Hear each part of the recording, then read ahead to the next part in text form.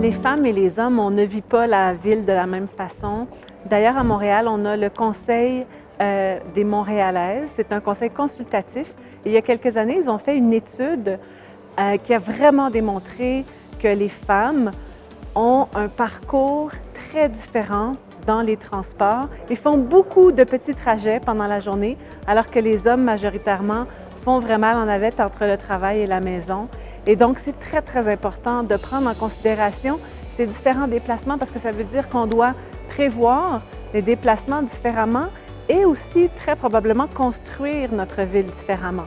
Et c'est ce qu'on essaie de faire, par exemple, quand on construit des nouveaux quartiers, de mettre toutes les fonctions au même endroit pour ne pas que les femmes, justement, aient à se balader finalement entre les différentes fonctions de la ville, souvent avec des enfants ou des courses.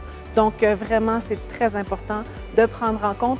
Et je dirais même, alors la question de genre, mais à Montréal, on parle aussi beaucoup d'intersectionnalité parce que la discrimination par rapport au genre, mais aussi par rapport à la race et au handicap. Et donc, ça fait en sorte qu'il y a des personnes parfois qui sont triplement discriminées dans leur vie et c'est vraiment important de penser à eux. Alors, à Montréal, ça fait plusieurs années qu'on travaille avec la différence des genres. On a vraiment implanté depuis l'année dernière le fait de travailler selon l'ADS+, donc l'analyse différenciée selon les sexes. Le plus, c'est pour l'intersectionnalité, donc justement de penser aux différentes d'origine culturelle, mais aussi aux différents handicaps. Et depuis plusieurs années, en fait, Montréal a mis sur pied plusieurs programmes. Je vous en parlerai peut-être de deux. Il y en a un, c'est dans le transport en commun. Ça s'appelle « Entre deux arrêts ».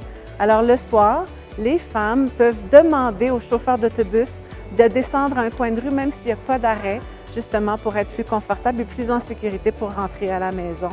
Et on a fait des pistes cyclables en site propre il y a 2 ans. Donc, notre réseau Express Vélo.